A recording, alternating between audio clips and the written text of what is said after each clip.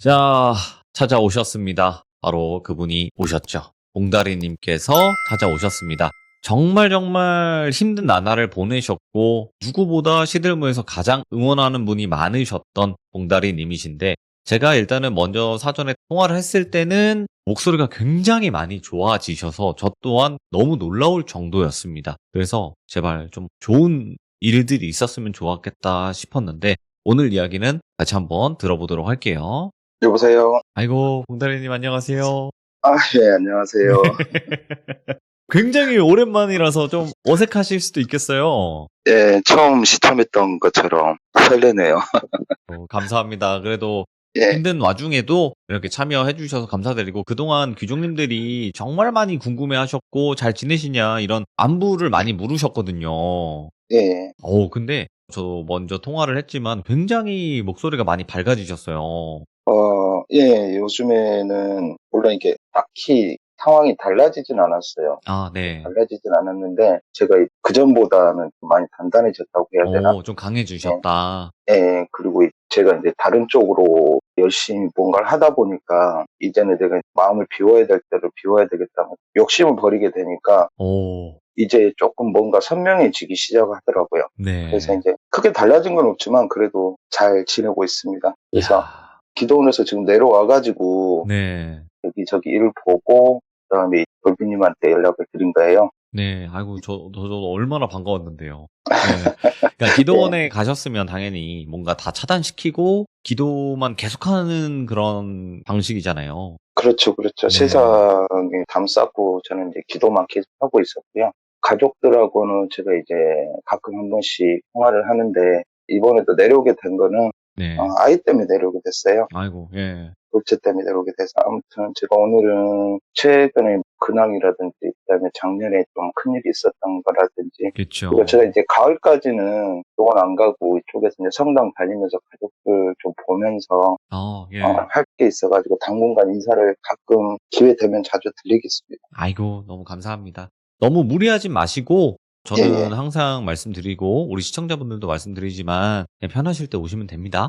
네, 네, 알겠습니다. 알겠습니다. 자, 그러면 오늘 최근 근황이라든지 아니면 또 있었던 일들에 대해서 이야기를 해주실 거고, 오랜만에 한번 외쳐보겠습니다. 렛츠가! 길이십니다. 봉달입니다!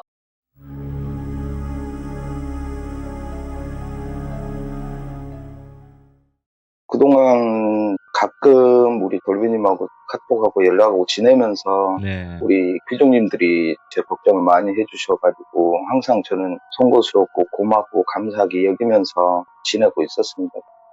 그리고 제가 1년 가까운 시간 동안 안 좋은 일이다. 항상 뭐 저는 안 좋은 일이 있었으니까요. 네, 근데 작년에 사고가 났어요. 사고가 난 시점부터 최근까지 있었던 일을 잠깐 얘기해 드리고 나중에 또 시참에서 말씀을 해 드릴게요.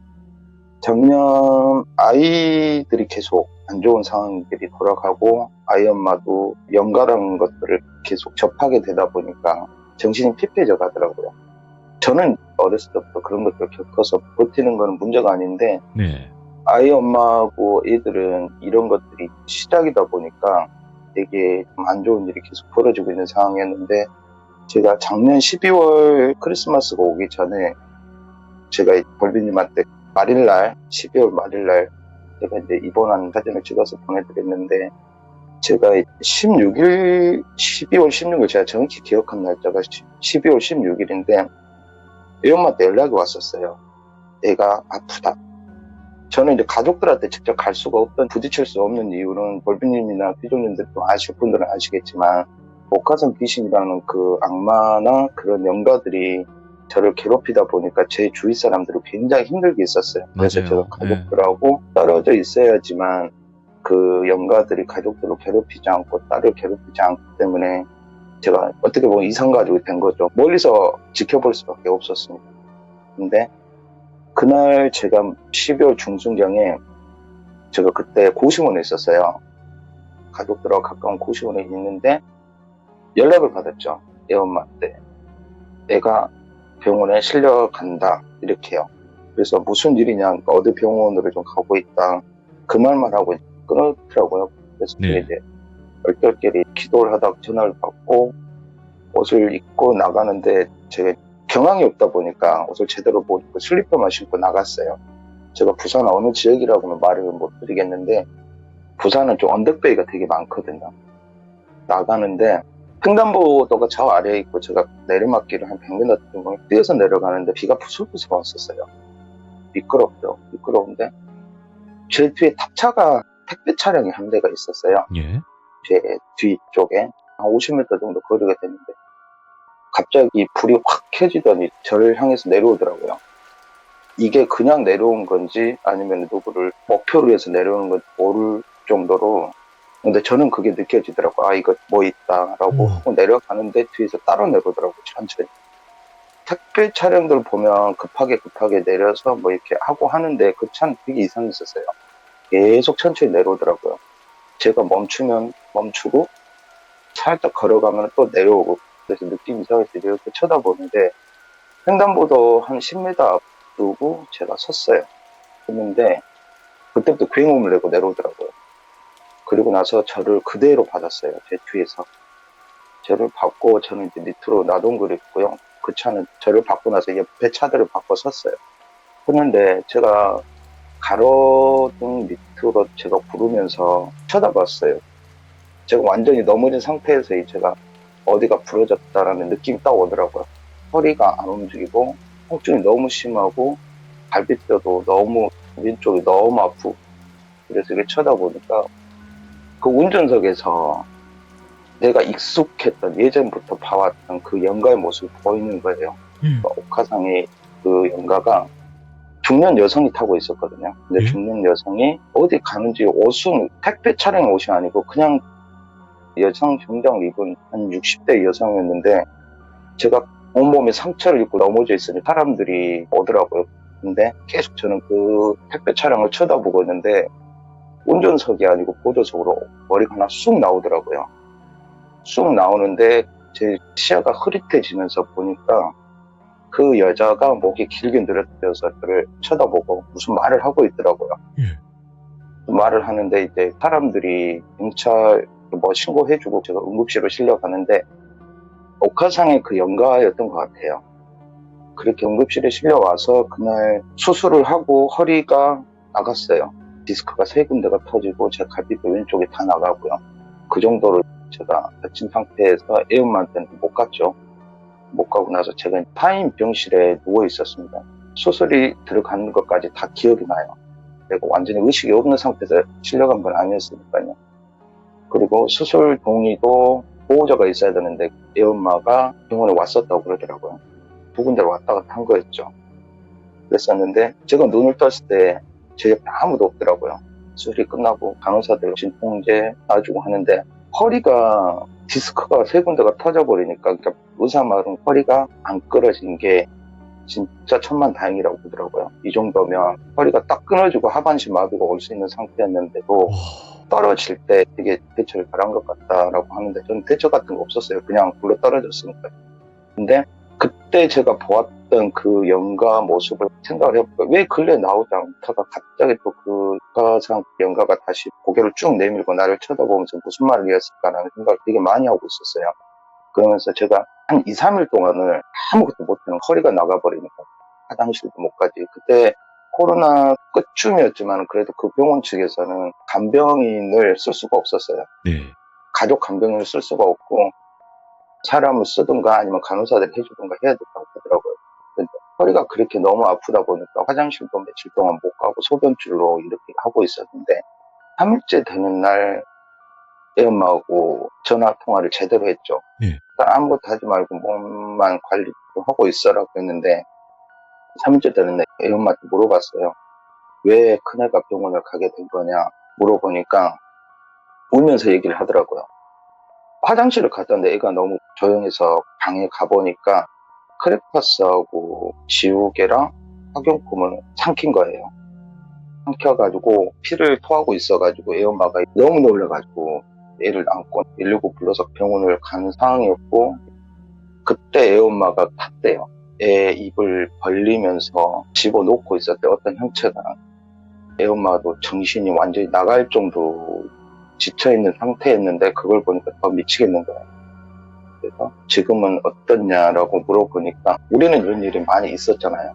그러다 보니까 가슴 찢어지게 아프지만 내가 갈 수는 없는 상태고 애엄마한테 물어보니까 애엄마가 지금은 괜찮고 위 세척했고 다 꺼냈고 독극물을 마신 게 아니라서 그나마 다행이라고 얘기를 하더라고요. 근데 막내까지 이제 둘을 케어를 하고 있는 상태에서 애엄마한테 물어봤었어요. 그러면 당신이 얼마나 버틸 수 있을 것 같냐 하니까 너무 힘들대요. 이게 언제 또 영가가 아이를 할지 모르겠다는 거예요.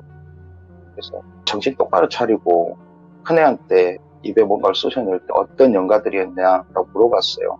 물어보니까 그냥 검은 형체였대요. 검은 형태 여럿이서 애 입을 벌리고 입에다가 쑤셔를 넣었대요. 그러면서 이제 큰애는 경찰들도 왔다 갔다 그러더라고요.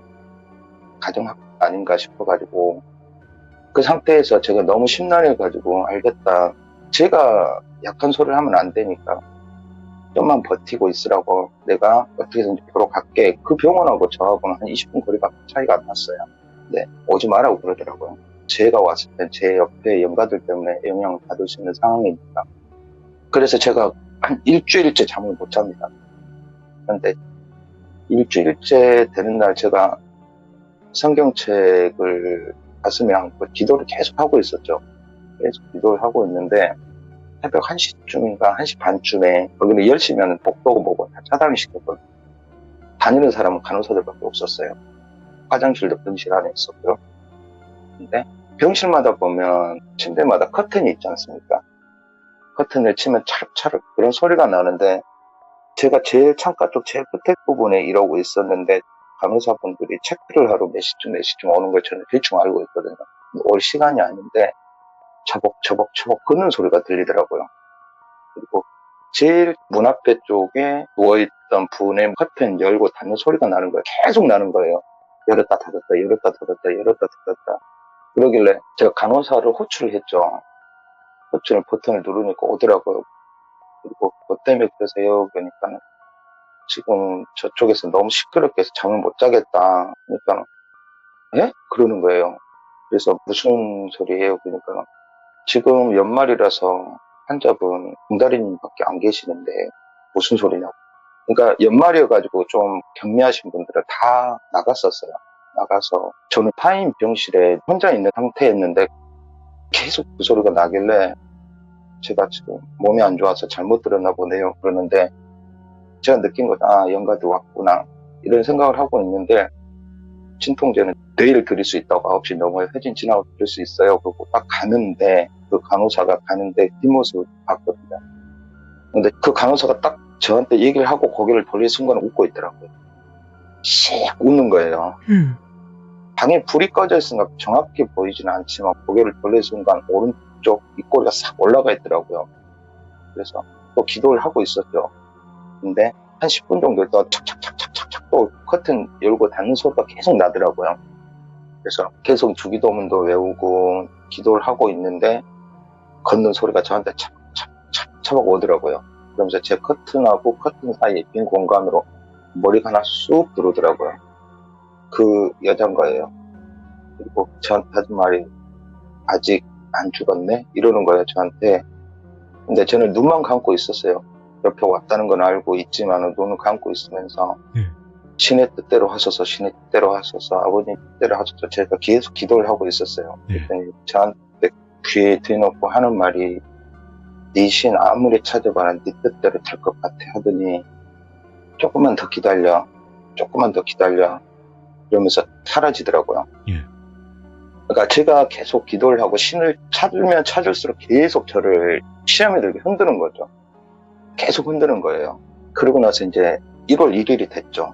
1일이 되고 그날 음식에 이제 떡국이 나왔어요.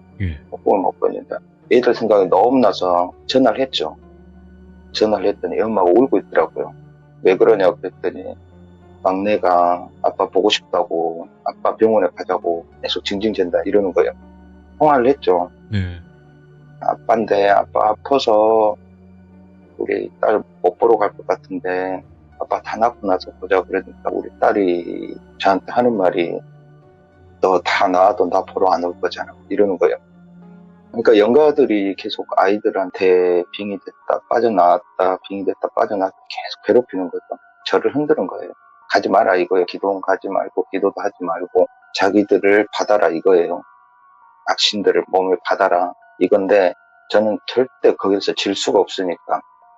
그리고 제가 알던 신부님한테 이런 일이 있다 했더니 제 세례명을 말씀해 주시면서 누구야 신은 기다리시니까 이거를 견뎌내야지.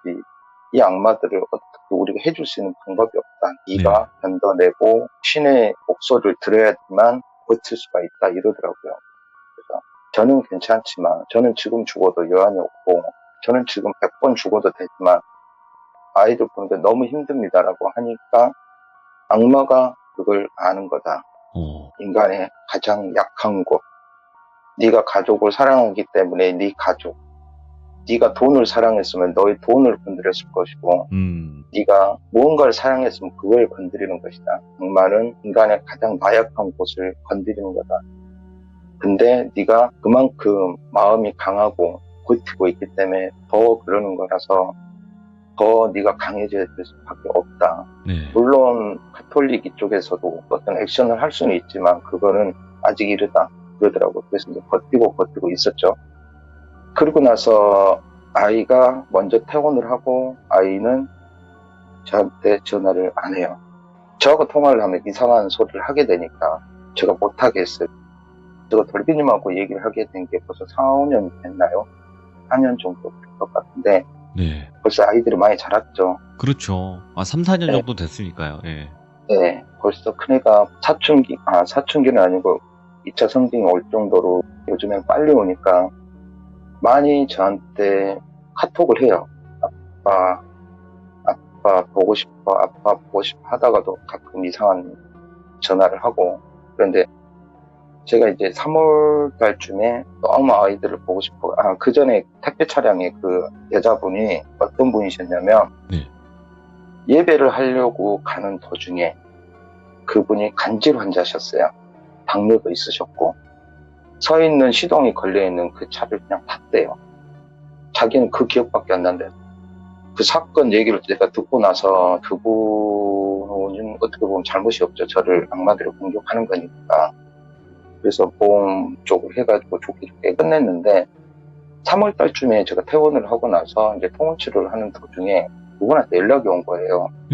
혹시 누구 신부님 아시냐고 저한테 뜬금없이 연락이 온 거예요.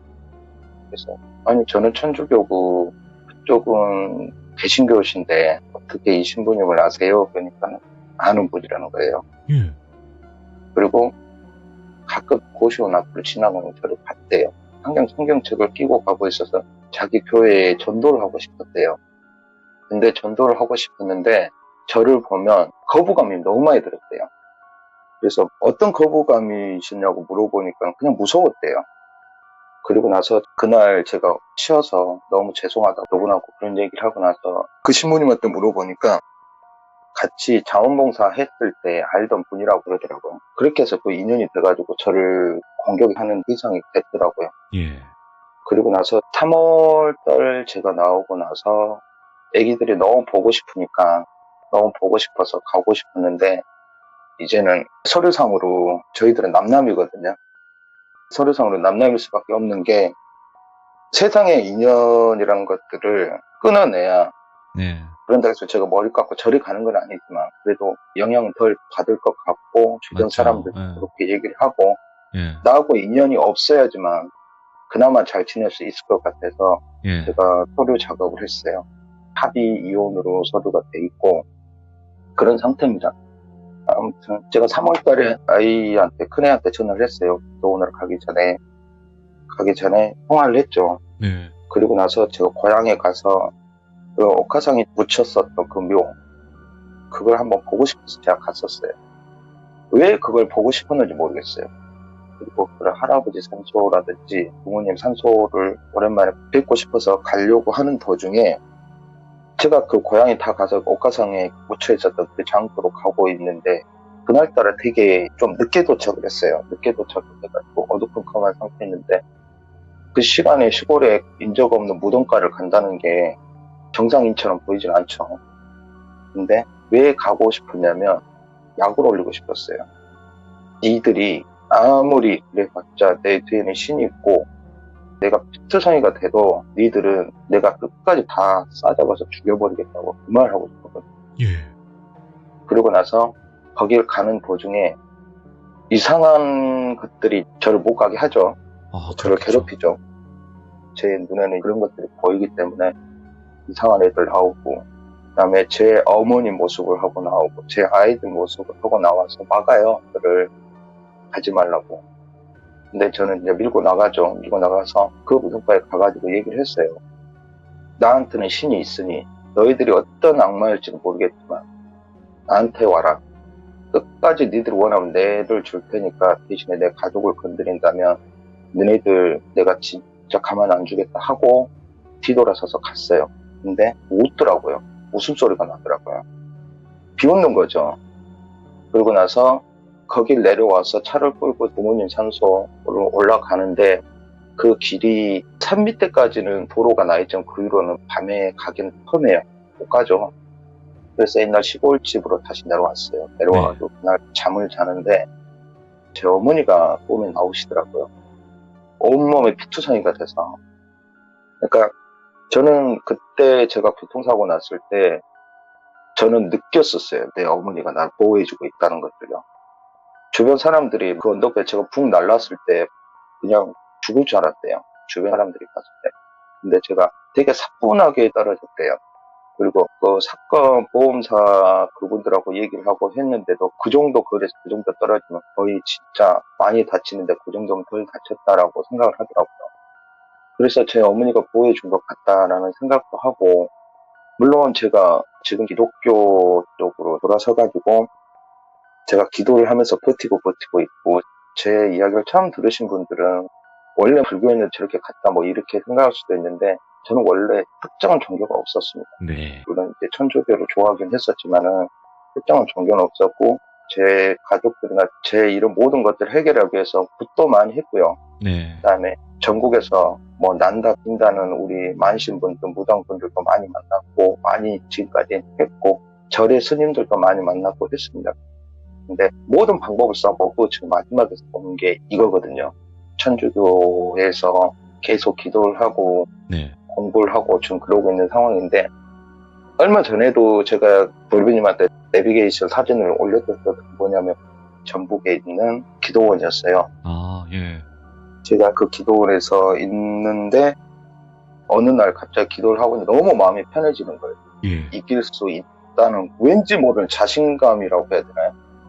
제 심장이 엄청 뜨거워졌어요. 몸이 뜨거워지면서 너무 기쁜 거예요, 갑자기요. 그러니까 충만해졌다고 해야 되나요? 제가 3일째 아무것도 안 먹고 기도를 하고 있었는데, 뭐 이렇게 얘기를 하면 살비같이 들릴 수도 있는데, 저는 들렸어요. 오, 음성을. 예. 주님의 음성을. 그게 신의 음성인지, 네. 주님의 음성인지, 물론 이걸 의심하면 안 되겠죠. 근데 저는 그날 느꼈던 게 뭐냐면, 지금 우리 귀정님들한테 얘기를 해드린다면 뭐 부정하실 분도 있고 인정하실 분도 있겠지만 저한테 했던 말은 너에게 천사를 보낼 것이다 였어요. 오, 예.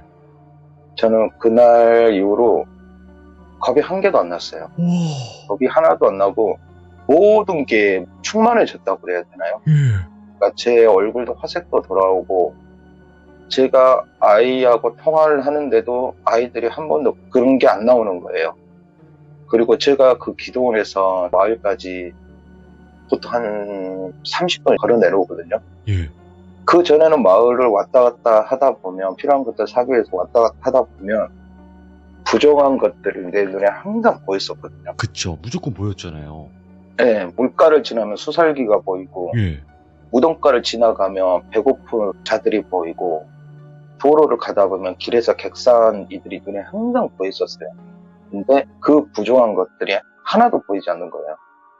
물론 뭐 죽은 자들이 다 안 보이는 건 아니었어요. 근데 예. 부정한 것들, 죽었어도 부정한 것들이 제 눈에 안 보이고, 제 뒤에는 제 조상신 있잖아요. 아, 네. 저를 지켜주는 제 시조 장군. 네. 그분이 모습만 바뀐 것 같아요. 천사처럼. 키가 어마어마하게 크죠. 10m보다 더 크죠. 제 조상신이 천사로 보이기 시작하더라고요. 아, 예. 근데 저는 얼굴을 뵙지는 못했고 항상 무릎 부분까지밖에 저는 보이지 않더라고요. 그리고 제가 혼자 걷거나 혼자 아프거나 혼자 괴로울 때 예전처럼 부정한 생각이 들거나 그런 것들은 안 들어와요. 이제는요. 이제는 심장이나 내 가슴이 충만해져서 이제는 이들과 대적할 수 있는 힘이 생겼다고 생각이 들더라고요. 예. 그런 도중에 애 엄마한테 연락이 왔어요. 얼마 전에. 아이가 예전랑 완전히 달라졌대요. 이젠 밤에 소리를 지르거나 아니면 엄마한테 욕을 하거나 그런 것들이 사라져버렸대요. 예. 그러면서 아빠가 너무 보고 싶다고 계속 운대요. 아빠가 보고 싶다고. 예. 애 엄마는 그러더라고. 어느 날 갑자기 또 부정한 것들이 애 배 위에서 애 배를 손톱으로 파더니 얼마 후에 이제 췌장 수술을 또 했었거든요. 네. 근데 그 공격들이 안 들어온다는 거죠. 집에 무거웠던 것들이 지금 거친 것 같다는 말을 하더라고요. 그러면서 애들 봐도 될 것 같지 않냐 그러더라고요. 그래서 내일 보러 갑니다. 애들을 내일 보러 가요. 예. 현재는 그러고 있고요. 아직은 끝나지 않았다고 저는 생각을 해요. 근데 부족한 것들을 대적할 수 있는 힘이 생기고 돌비님도 느끼셨겠지만 얼마 전까지만 해도 제가 되게 안 좋았어요. 맞죠. 예. 네, 제가 제정신이 아니었어요. 이상한 소리 할 때도 있었고 그것 때문에 되게 죄송스럽기도 하고 그러는데 이상하게 저도 요새 몸이 안 좋았던 것들이 많이 좋아지고 정신도 맑아지고 몸이 가벼워지고 그러고 있고요. 앞으로 제가 들려드릴 얘기는 예전에 있었던 얘기도 있는데 항상 저는 우리 돌비님들 귀족님들한테 하고 싶었던 말이 저는 100에 10도 지금 못했다고 항상 말씀을 드렸어요. 맞죠. 제가 상황이 안 네. 좋아지면서 못했던 얘기도 웃긴 귀신 얘기도 있고 슬픈 귀신 얘기도 있고 옛날에 아카시아 소녀처럼 네. 정말 슬픈 얘기도 있고 황당한 귀신 얘기도 있고 하는데 그런 것들을 얘기해 줄 수 있는 여유가 없다 보니까 많이 못 드렸었어요. 근데 이제는 제가 이 불행한 것들과 싸워 나가면서 제가 천천히 이야기 보따리를 풀어내겠습니다. 그래도 희망적인 느낌을 많이 받았거든요. 그러니까 제가 봉다리님이랑 따로 통화를 하고 느낀 게 뭐냐면 뭔가 확신에 차 계신다. 뭔가 강해지셨다라는 생각이 굉장히 많이 들었어요. 예, 제가 신부님한테도 물어보고 우리 목사님한테도 물어보니까 신의 부름을 받으시면 그럴 수 있다. 선택을 받을 수 있다. 형제님이 그렇게 간절히 기도했기 때문에 아마 좋은 천사를 보내주신 것 같다. 지켜주실 것 같다. 이러더라고요. 그리고 나서는 지금 마음이 전체적으로 되게 가볍고 좋습니다. 일단은 시청자분들 중에서도 봉다리님 이야기를 안 들으신 분들도 분명히 계실 거예요. 그래서 예를 들어서 돌비님이 아시는 뭐 무당이나 이런 분들에게 도움을 요청하면 어떻겠냐라는 그런 질문을 많이 하시는데 봉다리님이 저번 이야기에서도 분명히 말씀하셨듯이 무당의 손을 떠났어요. 이미 이 이야기는. 그죠, 봉다리님? 그렇죠. 네. 무속적인 걸로 절대 떨쳐낼 수 없는 귀신의 종류라고 보시면 될 것 같아요. 그러니까 예. 제가 한 가지 당부 말씀드리고 싶은 게 뭐냐면 그렇다고 해서 제가 무속 신앙이라든지 불교라든지 이런 민간 신앙 자체를 부정하는 건 절대 아닙니다. 그럼요. 저는 오픈마인드예요. 그분들도 모시는 신이 있을 것이고 저는 존중하고 다만 그 수많은 신 중에서 제 삶의 끝에서 제가 선택을 했던 거예요. 이게 마지막이라고 생각했고요. 그게 아니었으면 저는 아마 이 자리에 없었을 겁니다. 아마 그 악기들을 받고 저는 제 스스로 사라졌을 수도 있어요. 아이들을 위해서. 근데 이게 마지막이라고 생각을 했고요. 그래서 그분한테 응답을 받았고요. 그래서 싸울 수 있는 힘을 제가 이제는 기른 거예요. 신은 해결해 주지 않는다라고 얘기를 하더라고요. 다만 용서할 수 있는, 이해할 수 있는, 대적할 수 있는 용기를 줄 뿐이지 그 용기를 받아들이는 게 가장 힘든 거지. 그래서 제가 그런 용기를 받아들이면서 제 아버지를 용서할 수 있었고요. 저를 안 좋게 했던 자들을 용서할 수 있던 마음을 가진 게 신의 뜻이었다고 저는 생각을 해요. 절대 다른 종교를 부정하는 건 절대 아니니까 오해는 절대 하지 마시고요. 그럼요. 이게 왜 그러냐면 무당이 해결할 수 있는 귀신도 있는 거고 불교 쪽에서 예. 해결할 수 있는 귀신도 있는 거고 기독교나 천주교에서 해결할 수 있는 귀신과 악마의 종류가 있는 거예요. 그렇죠. 그냥 전체 다 해보셨어요. 봉다리님이 안 해보신 게 없는 분이에요. 이야기 다 들어보신 분들은 아마 아실 겁니다. 예. 제 이야기를 쭉 들으신 분들은 알겠지만 저는 모든 재산을 그 해결하는 데 다 쓴 사람이에요. 지금 제가 이제 50대가 됐지만 네. 20대부터 30대, 40대 정말 열심히 살면서 제가 만들어 놓은 것들을 그리고 애 엄마도 학원도 다 정리를 하면서 모든 것들을 그렇다 해서 그 돈이 아깝다는 게 아닙니다. 저는 네. 내 아이들을 살리기 위해서 한 거였으니까요. 물론 남들이 볼 때는 그게 어리석은 짓이었다고 생각할 수도 있겠지만 저는 그게 최선의 선택들이었어요. 네. 그래서 후회는 안 해요. 지금 뭐 이런 상황이 있지만 거기에 대해서 후회도 하지 않고요. 그다음에 저는 그런 생각을 해요. 가장 소중한 것들을 지킬 수 있는 용기는 스스로한테 있으니까 저는 그게 가족이거든요. 가족을 맞죠. 지키기 위해서는 물론 나를 아프게 했던 가족도 있겠지만 그런 것들을 용서할 수 있는 힘을 좀 가지셨으면 좋겠어요. 그러면 삶이 더 자유로워지고 더 충만해질 겁니다. 이게 내가 기독교를 전파한다 이런 뜻은 절대 아닙니다. 아이고, 스스로한테- 종교는 자유예요. 네. 그럼요. 종교는 예. 자유고 오늘은 그 사례에 대해서 얘기를 해주신 거고 있었던 일에 네. 대해서 그대로 이야기를 하신 거지. 저는 봉다리님이 기독교나 천주교 쪽에서 해결을 하시든 무속적으로 해결을 하시든 불교에서 해결을 하시든 전혀 상관이 없습니다. 해결만 되면 됩니다. 이건 저희 시청자분들은 예. 바라시는 게 다 똑같아요. 그 안에서 어쨌든 해결만 된다면 봉다리님이 다시 평범한 일상으로 돌아갈 수만 있다면 그거는 전혀 문제가 되지 않는 거죠. 예, 알겠습니다. 우리 기종님들 너무 늦은 시간까지 저 얘기 아이고, 들어주셔서 너무 아닙니다. 감사드리고요. 우리 돌비님 채널을 처음 제가 만났을 때가 3만인가 4만인가 그랬었거든요. 그래서 가끔 돌비님 채널 한번 들여다보면 너무 기분이 좋습니다. 제가 좋은 인연으로 돌비님 만나서 이렇게 성장하는 걸 보면 우리 귀종님들이 너무너무 많이 도와주시고 맞죠. 그리고 또 저도 응원을 많이 해주시고 그래서 너무너무 감사하고 우리 돌비님 많이 사랑해 주시고 이런 컨텐츠가 많이 커졌으면 좋겠어요. 특히 돌비님이 저한테는 은인입니다. 아이고, 그래서 아닙니다.